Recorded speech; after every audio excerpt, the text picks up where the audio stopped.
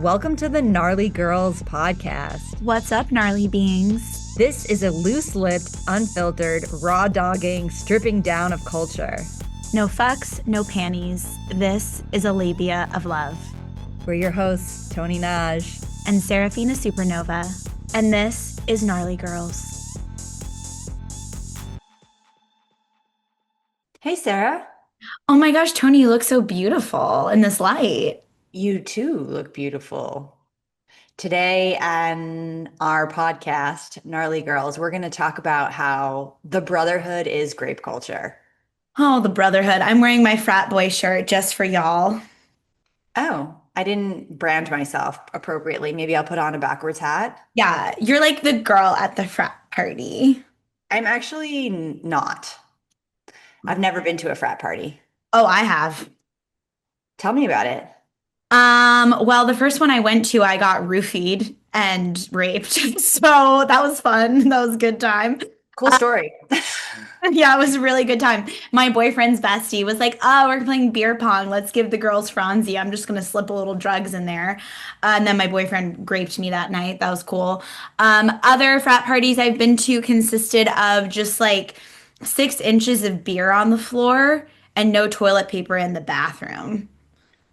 Let's talk about the culture of, because I know we want to talk about fraternities, obviously, but I do think the brotherhood extends beyond that. But let's maybe start with fraternities in the sense that I think they're representative of taking young men and taking young boys and putting them in an ecosystem of quote unquote brotherhood that will then set them up for the rest of their lives in how they negotiate male circles and how women fit in as the periphery of their container of maleness. So we're going to start with the brotherhood of the fraternity because um, it is a microcosm of the macro brotherhood that they'll experience in the rest of their lives.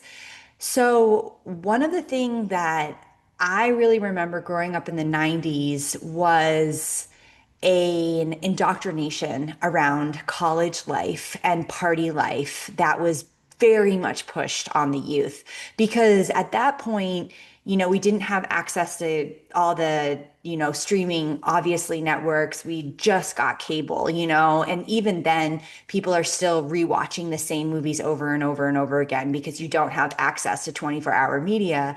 And so the amount of movies that were coming out about high school parties, college parties, fraternity culture, what college is about, this kind of grooming that was happening for young people around like the party aspect of their high school and college years was, I think, very intentional. And we were all watching this media. Like, this was what we were given access to. So I think that like you may have missed the beginning of it, but you definitely came in towards the end of it as someone being younger than I. Yeah, I feel like there was like this high school grooming around movies like Mean Girls. Like, this is what a high school should be like. And then this natural evolution into like, oh, college will be an extension of this. Like, expect meanness and bullying and popular girls and popular boys and hierarchy and status games and hazing. I mean, true, actual hazing. And I definitely went to a high school that was very similar to like the Mean Girls high school. Thankfully, I went to art school, but I did date some people in some like traditional college settings. And of course, all of my exes were part of frats because I have horrible taste. So, Respect. I think for me personally, one of the things that was a non-negotiable for me when looking at colleges is I did not want to go to a school that had any Greek life at all. same. And I am not clear as to why I had that orientation so young and when I was in the midst of like I'm not like exaggerating. It was a deep indoctrination in terms of like idolizing what Greek life would be or being a part of a sorority or being a part of these hierarchies, as you said. And not to brag, but I was like very popular in high school. I don't think I had a fear of making friends or being seen as like hot or whatever, but I was so clear that I could not conform to a sorority life culture or a fraternity life culture. Like I was like, I cannot get down with this. And if this is the pathway to popularity or to like what a quote unquote fun college experience is, I refuse. And I actually didn't even go to college after high school. I took a year off, partly because I was like, I cannot figure out an institution that is going to not be socially dependent on this kind of relationship of sorority and fraternity as being like the apex experience of your social stratosphere. Yeah. Yeah, I mean, deeply relatable. And also economically, it's just not sustainable for so many people, or people like go into debt trying to be a part of these like fraternities and Mhm. sororities. Like there's a certain dress code, there's a certain way you need to be. It's so white and capitalist in the sense that you have to buy your way in. Because like you can get in, you can like survive the hazing, but then once you're in, can you keep up with the aesthetic? Can you buy enough? What's that like preppy fucking print that they all wear in the South? Lily Pulitzer? Like, can you afford the $200 Lily Pulitzer dresses with patterns that looked like your grandma just puked everywhere? Yeah, no, the conformity aspect I felt like was very alarming and did not look fun. It didn't look fun to me. Like I wasn't like, oh, these parties look so fun. And this is where I think that art can save you. Not at this point in my life, I was not an artist. I did not see myself as an artist. I did not see myself as creative. And I was not a dancer. I was not a trained dancer at all. I had no experience. However, I had spent my high school going to raves and going to clubs because that was like what was happening in the 90s. We were doing acid, we were doing crystal meth, we were going to fucking warehouse parties, and we were doing hard acid. We were doing fucking drugs, psychedelics, right? So to me, there was something like fundamentally immature about a frat scenario and like also um there was like not enough music, there was not enough dancing, there wasn't enough of that culture that I had been experiencing through high school where I was like, no, this is what actual fun is. Tripping your balls off and like the dunsa unsa, or like hip hop music. There was also not enough hip hop music in fraternities, and I was like, this does not resonate. Well, that's something else I was going to say, just in reflection of kind of knowing your history. Like, it's too white. It's It's just so white. it's too white for you. And I felt similarly coming from like the deep South and like dance culture in Charlotte and theater culture. I was like, this is not my space. Also, I think you're hard pressed to find sororities and fraternities that are super leftist and radical. You're right. They're very conservative. That was another thing. It's like a part of the Absolutely. fabric is like Republican conservatism. It's like a cotillion to Greek life pipeline. Okay, so let's talk about how this is grape culture, because we've kind of identified why we intuitively didn't want to be a part of it. Um, I want to talk about hazing, but I also want to talk about the skull and bones. And I want to talk about secret societies. Yes. Okay, so again, like this was pre-internet, but I did somehow have some understanding and access of this idea of skull and bones and like these this elitist secret societies within Harvard, within Yale. I actually grew up in a Harvard dorm, so I wasn't like part of the conversation. No one was like, "Hey, you want to go to our Skull and Bones party, Tony?" Like it wasn't like open out like that. But I truly grew up in Harvard. Like my physical body as a child lived in a Harvard dorm, so I think I was just like getting this quantum imprint of um the like what was going on in the underbelly of Harvard, even though I didn't explicitly know. Um, but it's like you become a part of these secret societies, which you do like that. So the hazing of each other, which is like sexual humiliation, um, often like homoerotic, uh, it has a deep like shame factor, a disgust factor, right? So all of this seems to be setting people up for like what we now can like be quite clear about the Epstein Island of politics, right?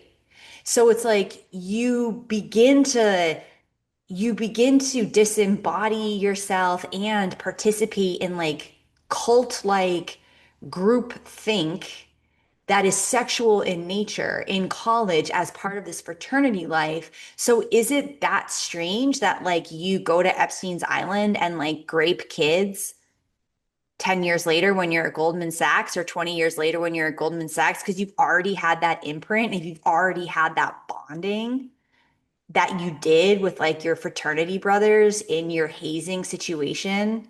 And then you're like, oh, yeah, of course I can just grape this kid on Epstein's Island. Been there, done that, primed for it. It's giving pipeline, a nice little great pipeline. Wait, can you Yeah. talk about like, do you feel like you can talk about the history of Skull and Bones and just like how the elites and who was involved in that and all that jazz? Well, Skull and Bones, basically is focused on Yale. Skull and Bones is with more of a Yale one. And then there was like the Harvard one.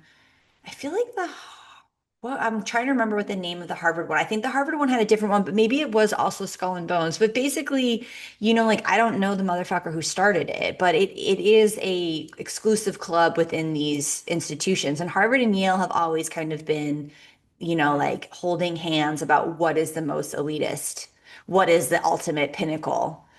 Is it Harvard? Is it Yale? So I do think that the Skull and Bones is in both, but it may just be Yale. So I don't know. But And it's like these again, guys' daddies were like a part of it too. Like I feel like there's something yes, with Ivy League lineage. schools where it's like, I mean, not to say that this doesn't happen at like NC State or like Chapel Hill or whatever. I mean, those are just like the state colleges in North Carolina where I grew up because they definitely were. And I went to those frat parties. But there's like a different texture of like these like lower middle class or even middle class like frat parties versus like the Yale and Harvard Skull and Bones frat parties. There's something like upper society about it all that I feel like the sort of middle class, lower middle class, like Greek life of these like more state schools, sort of like they all like look to Skull and Bones and they look to Harvard and they look to Yale. There is this like paying homage to. There's like a godliness, there's like a worshiping of this whole culture. Yeah, exactly. I really agree with that. So like it's like Michigan State or whatever. It's not Harvard, but the fraternity culture in that is an emulation, Yes. is a model of like what they perceive to be the ultimate pinnacle of the secret society, of the fraternity life, of like so it's almost like giving people the Kmart version of Skull and Bones, right? From a elitist standpoint. So like every college has their Kmart version of the Skull and Bones, but it's like where real power is concentrated isn't Harvard. It's at Harvard and Yale, not even Princeton, not even Brown. It's Harvard and Yale. It's within those two institutions. And like you said, people's daddies were there. It's passed from father to son, which is also what's really interesting about like when you think about the sexual abuse between P. Diddy and his sons, like he was involving his sons in the graping. He was like bringing his sons along. There was like tandem graping with P. Diddy and his son. So there is this kind of like this familial bond that happens. And then again, it's even, your fraternity brothers, you're creating family, you're creating loyalty, and the secrecy is to them and the brotherhood of fraternity. Okay, so this is the other thing. It's supposed to replace your loyalty to anything else.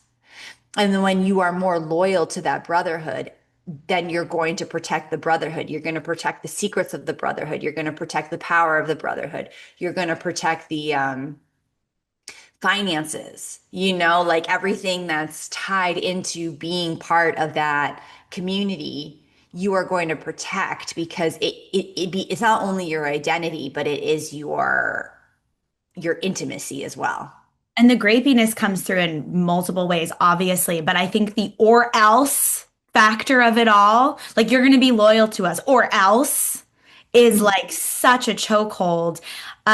And yeah, I think the Kmart version of this is very funny. It's like, are you wearing Vineyard Vines or are you wearing Brooks Brothers? Like there's all of like these labels and this ability to adorn yourself also in the uniform of it all. And the uniform itself is incredibly white supremacist. I mean, obviously I like a little preppy flair myself, but it's about like clean lines and there is also this like very gay element to it where I remember all the boys like wearing these shorts called chubbies that were these like short shorts, like especially in the South, that's like very part of the aesthetic.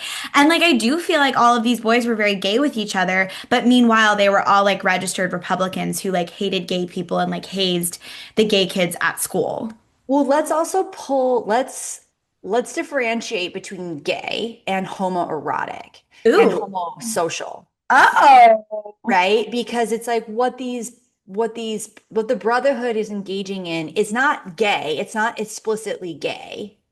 It is very homoerotic and it is homosocial. And I think that what is happening in a lot of these brotherhood circles is the homosocial aspect, which is where men can only be in social, intimate relationships with other men.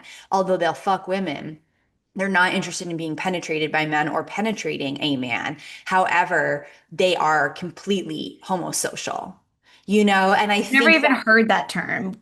Can you it's a also good one. define homoerotic? Well, homoerotic is like same-sex eroticism, right? So it's not about necessarily acting out, but like the energy betwixt, It's about what's not actually done, but all the space in between. And the Mm. eroticism, the sensuality of the eroticism, I think is actually in a way more potent than just like, oh, I do penetrative sex with people of you know what I mean? There's something a little because it is untasted. It's like when you're always smelling, let's say you were in a bakery, but you could never eat anything in the bakery, but you're always smelling it. There's like Right. this, like it's on your mind in this like very different way versus like consummating something. You're like, oh, I've had that. Okay. It becomes less of a big deal. And I think when we like, and the reason why I think it's important to differentiate is because we want men to like men can just be like, I'm not gay, I'm not gay, I'm not gay. But they can hear these other words and be like, wait, am I? Wait, what? What is that exactly? Oh, I do see myself in that. You know what I mean? Yeah. Yeah. And we want them to see themselves versus just like rejecting. Yeah. So, okay, I think also it's like like the fraternity culture is also getting people really embedded in hierarchy, right? Hmm. You mentioned it, but like, let's just get into it a little bit deeper. And it's like you're allowing yourself to be dominated. So why? And I just made a video about this. And so I think that video will complement this podcast. But when you allow yourself to be dominated by other men and controlled by other men and humiliated by other men, you are going to be more inclined to want to dominate women, humiliate women, control women. Like the instinct of wanting to dominate, humiliate, and control women comes from your experience of having that happen to you with other men. And that is why it's like an energetic haunting. It's like you experience the haunting and then you breathe it out to those who you see as weaker than you, which is other women. And I think that like the men who are least controlling, who are least wanting to dominate, who are least wanting to humiliate women, are those that have freed their mind from being dominated by men, who have freed themselves from being dominated by other men.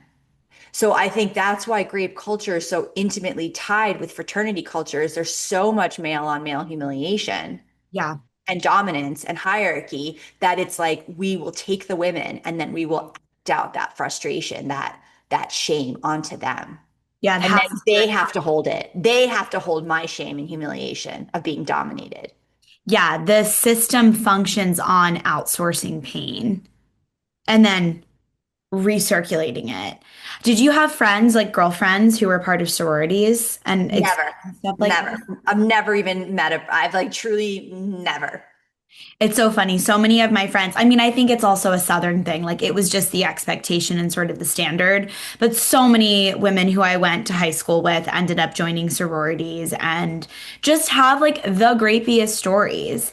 And it was like very normalized to like just get so incredibly fucked up.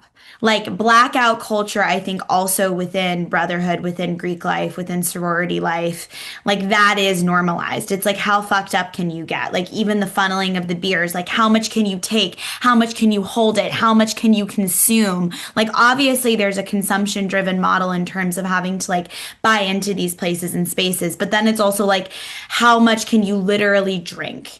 And the alcohol element of all of it is obviously incredibly connected to grape culture. As I said, the first party I ever went to, I was literally roofied, like just so classic.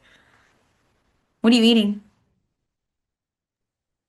I have to eat macadamia nuts. Oh, cute. That's fun. I ate breakfast too early. It's very upsetting to my ecosystem. Yeah, we're both also tired. I can feel us both being like, fuck the brotherhood. Should we take a nap? Well, I don't even know if I'm tired. I am hungry. I am full of.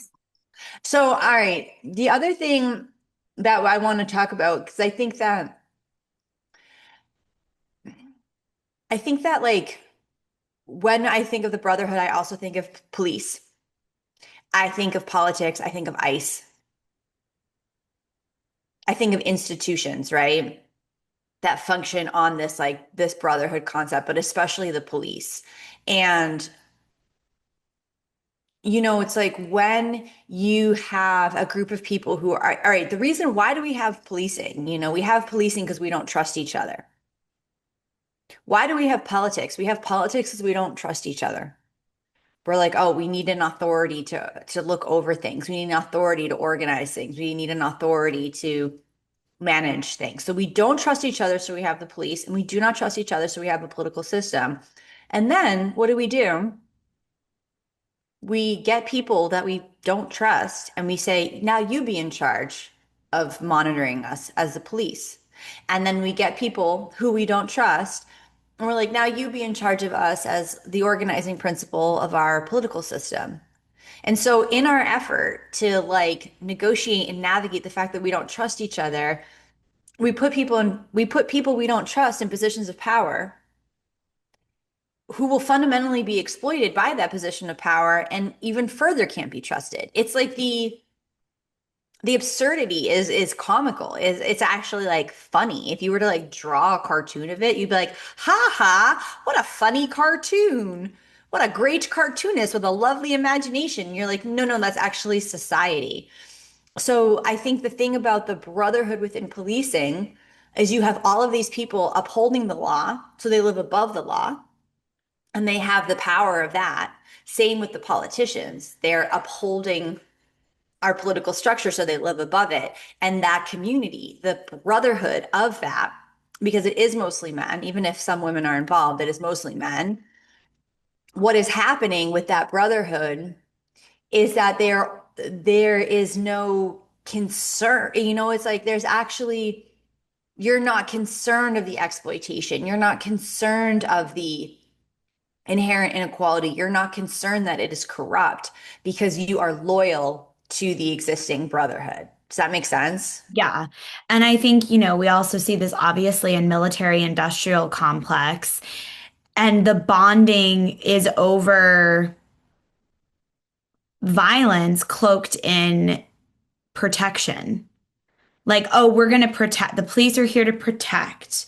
Even the fraternities are here to sort of be the protection and like the center of the universities. The military is here to protect. But what are they all bonding over? Violence and consumption.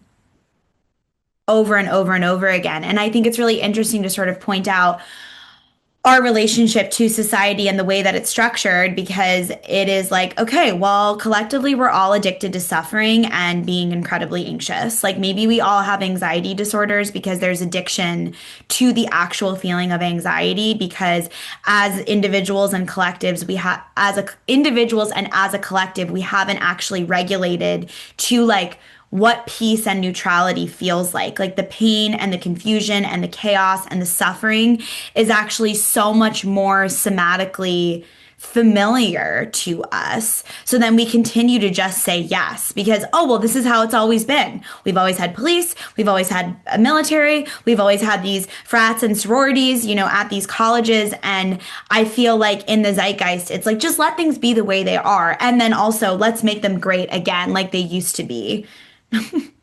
Yeah, no, it's like the fraternity life is cosplay, right? It's cosplaying the brotherhood of policing, military, and Politics. business and politics, right? And it's wanting to like funnel those men into those industries as well. Yeah. Like, I don't know a lot of fraternity brothers that are like, I want to be a poet, like And they're I hedge fund get into managers. yeah, no, they're being funneled into specific industries that is going to continue the ethos of the brotherhood that's created around hierarchy, around exploitation, and around domination. And like, so again, you allow yourself to be dominated by other men. So not only are you going to be enacting that with women, enacting that with children, but you're going to be enacting that on the planet. You're going to be enacting that on your employees. You're going to be enacting that within the business structure that you're working in. You're going to be enacting that with like your you're if you're you're in quote unquote inferiors, right? I mean, look at they call you that someone's a superior and an inferior within a business structure, right? Like, oh, that's my superior, that's my boss. They're my superior. It's like, what? And that again also is the blueprint for white supremacy because if you can believe in superiority, you're going to believe in racial superiority. You're not just going to like end there. You're going to apply it to racial support superiority, gender superiority, sexuality superiority. It's like the superiority complex is ingrained within the fraternity life. My manager, my supervisor. Like, we Mm. do consent to these ways of being in relationship over and over again. That is a big jar of water. I love that you are snacking, you are hydrating. I got my electrolytes over here. We're staying nourished on this day, on this day today. That's good. That's some good stuff. It's actually a comically big. When I first pulled it out, I was like, "Am I doing a bit with this like You are. huge jar of water?" But it's my water for the whole day. I also think this idea of having like a manager, a supervisor, a superior, like whatever, there is this false sense of safety that people get and also a belonging. And the safety and the belonging also feel like the little stitches that uphold the fabric of the culture.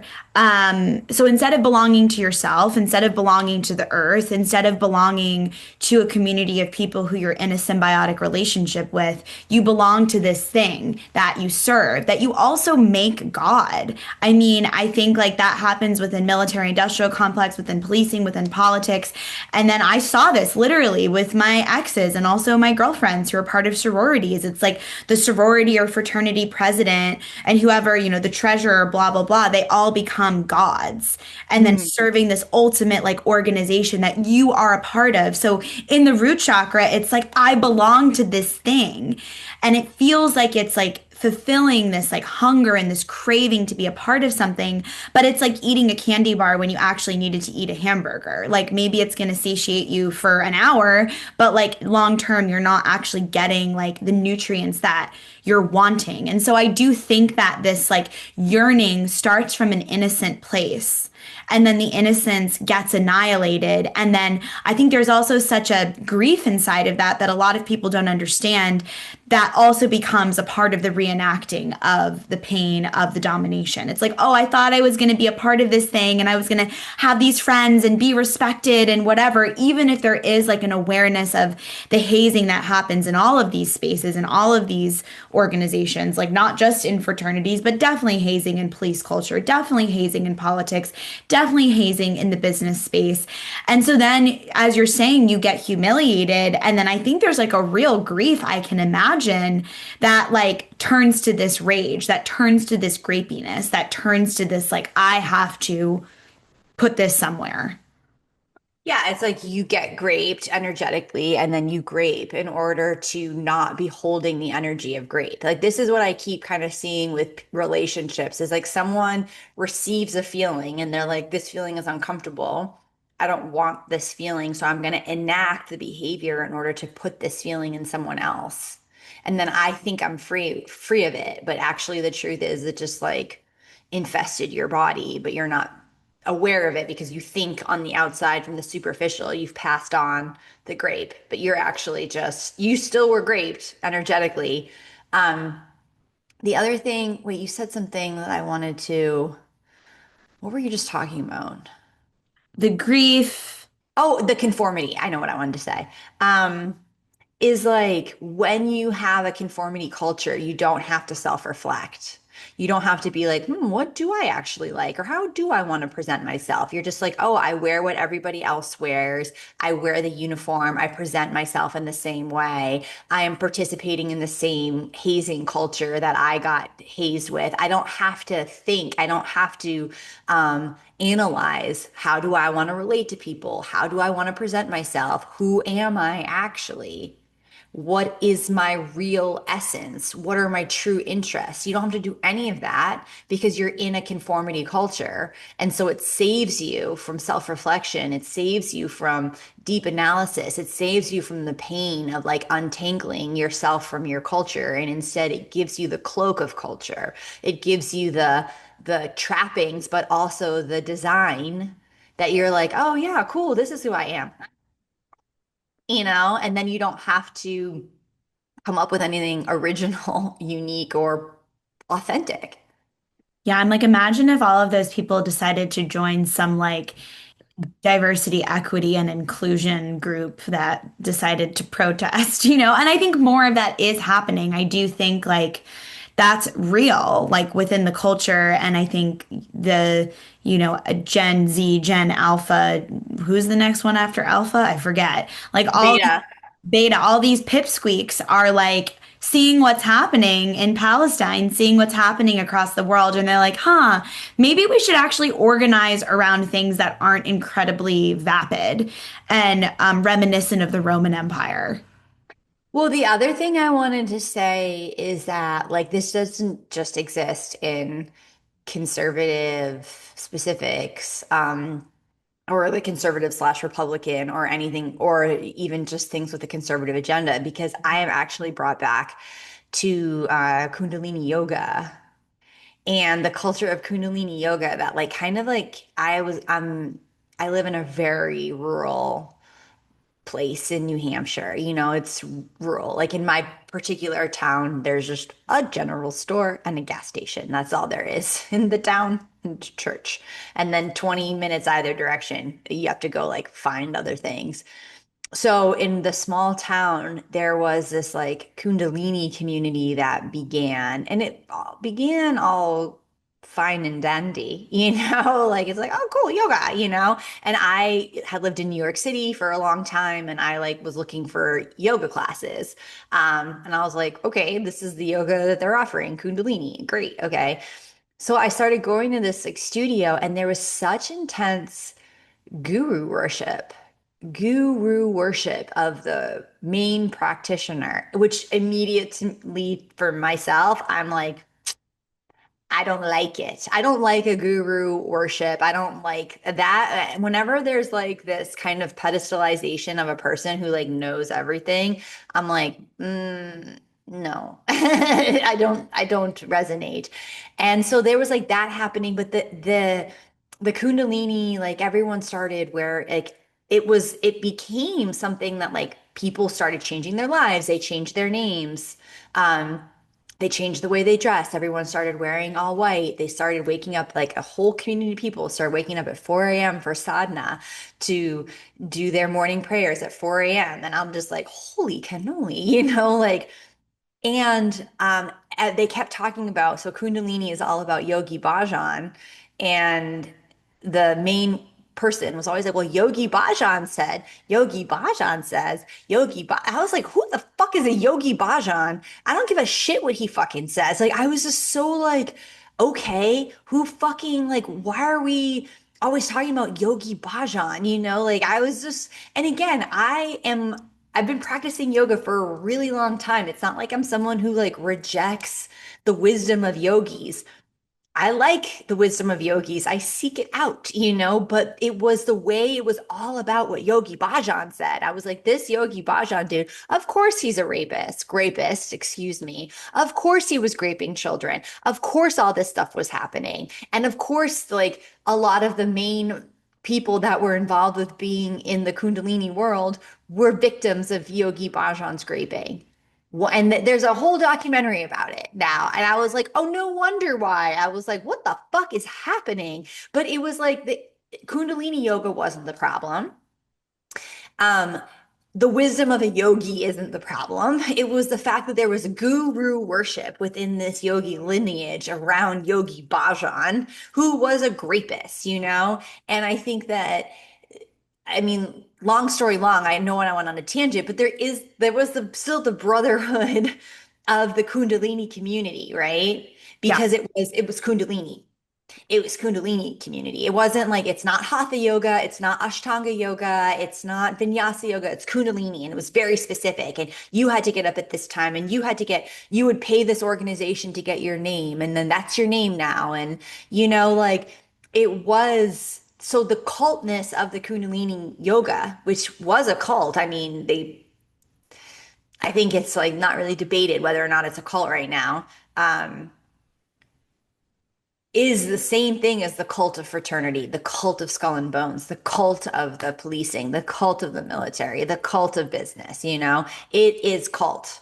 It's giving cult. Yeah, I like the interchangeableness of brotherhood for cult because I think all cults are an extension of patriarchy, anyways. And not that there aren't female cult leaders and like, what's that bitch's name? Teal Swan, that crazy fucking coach. There's Wait, like, no, no, no, no, no, no. I've learned a lot of really interesting things from Teal Swan. I'm really? not convinced she's a cult leader. We're Well, gonna we have to do a deep dive. But there is definitely some female cult leaders. But Teal Swan, I'm not convinced is a cult leader yet. But I'm open to being wrong. I think I don't know that much, and I am also open to being wrong. But the what I haven't like watched the whole thing, but like just being a coach in the industry, I've slurped up some intel on her, and it's like I've also had really brilliant teachers and mentors who have like this similar thing that I think Teal Swan has going on that I am personally allergic to, which is positioning yourself as an authority on things that you're just not. Just Because as an authority, yeah. period.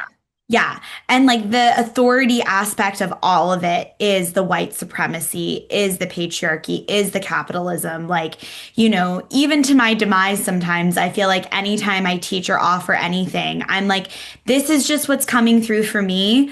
Ultimately, like what I believe in overall is sovereignty.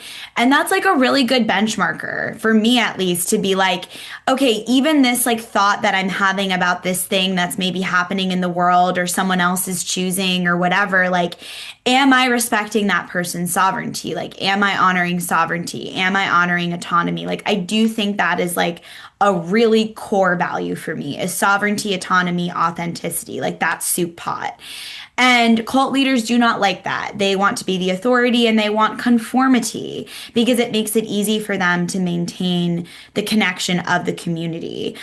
So I do like this segue into other culty spaces that maybe aren't directly like conservative, Republican, politically, police or military industrial complex involved, but it's just like, okay, like this is a space where, I mean, the amount of times I've heard Yogi Bhajan too, and how if we all just practiced Kundalini yoga like this, we'd be as rich as Yogi Bhajan. I didn't like fully dive into Kundalini, but I've taken enough one-off classes and just been a part of yoga community long enough that I'm like, yes, that sounds familiar. But now I do feel like we need to do a whole deep dive into Teal Swan in an episode on her. Someone else who actually is like a complicated figure is Guru Jagat, who rest her and bless her soul. She passed away sort of suspiciously in 2020 or 2021. I can't exactly remember the date.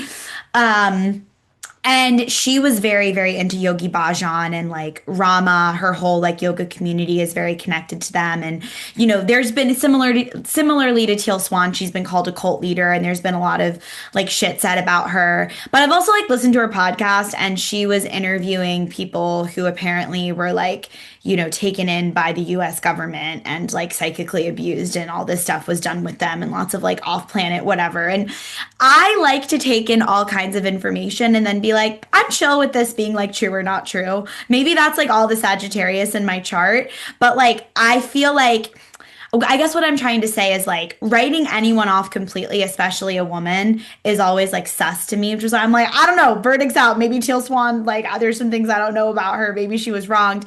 I do feel like defensive of Guru Joggett when people talk about her, even though like I've heard through the grapevine that in LA especially, she was a really problematic character that also maybe had some like white supremacist values she wasn't totally aware of. People are complicated, even cult leaders. Yeah, and I think what we're trying to explore here is that the Brotherhood isn't just about men. Yeah. It isn't just about right wing. It actually is a consciousness of cult.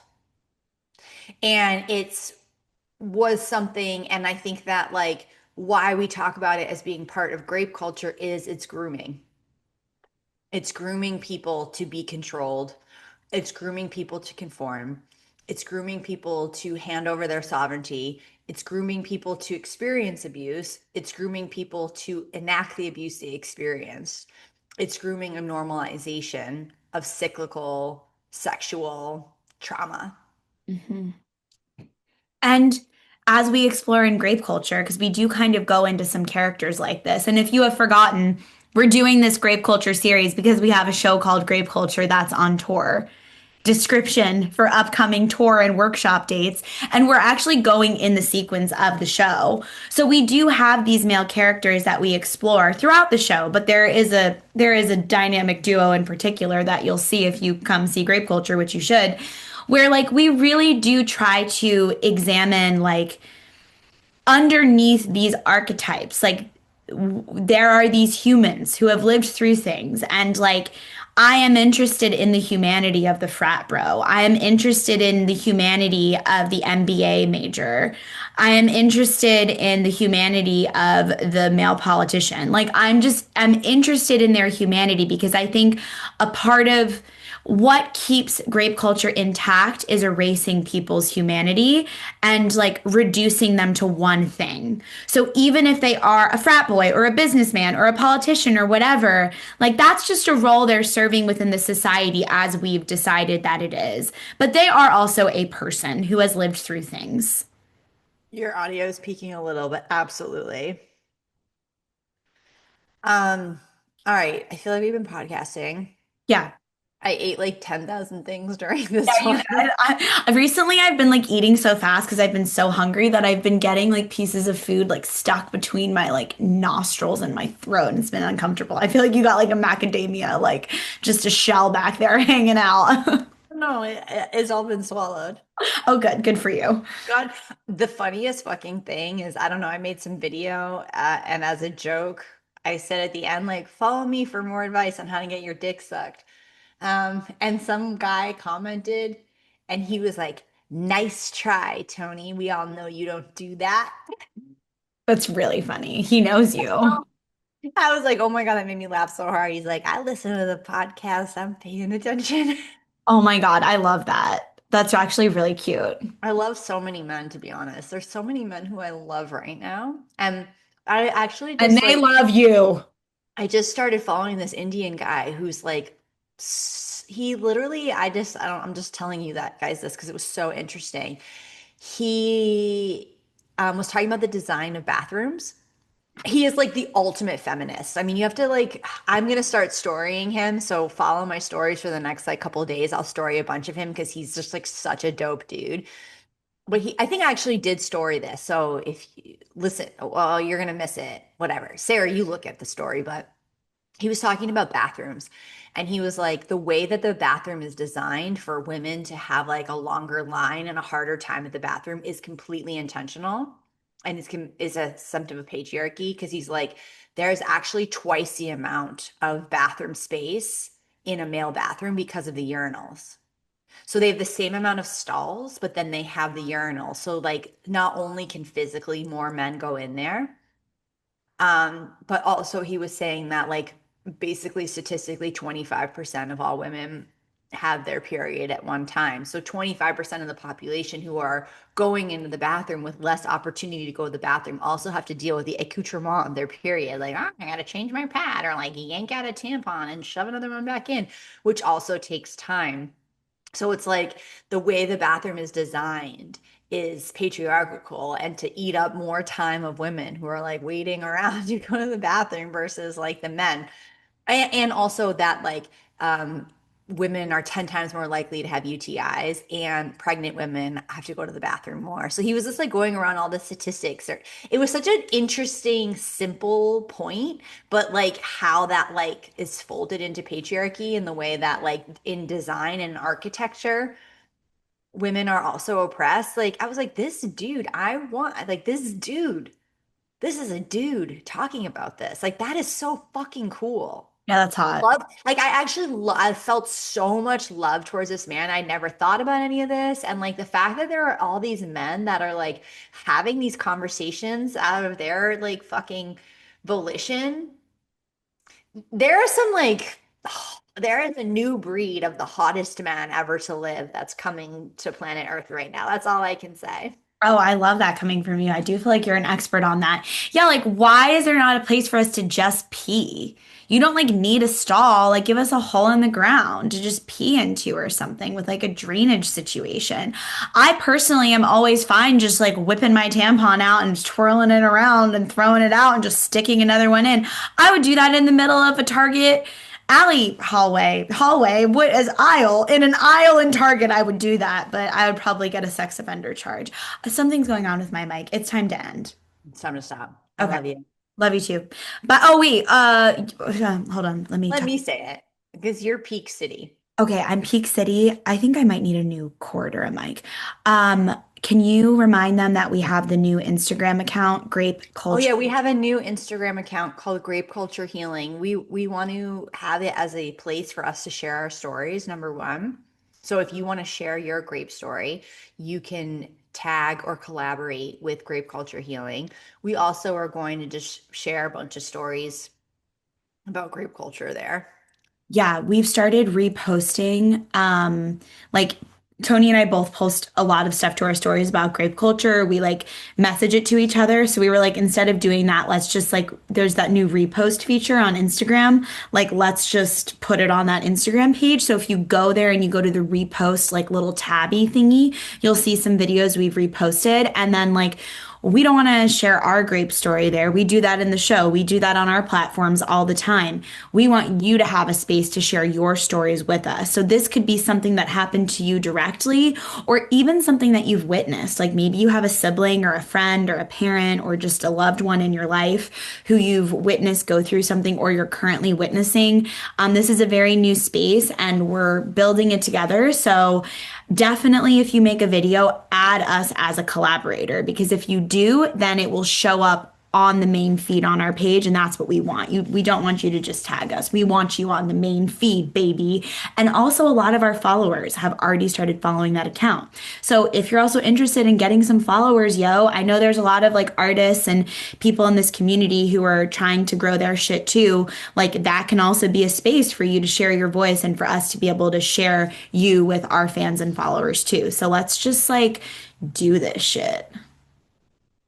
Thank you for remembering that. Yes, I will put into the description the Instagram account so you can go find it and follow Instagram account, Patreon, support the Patreon the page. and come to the shows. Yes. Yes, I love you. Okay, love you guys. Bye.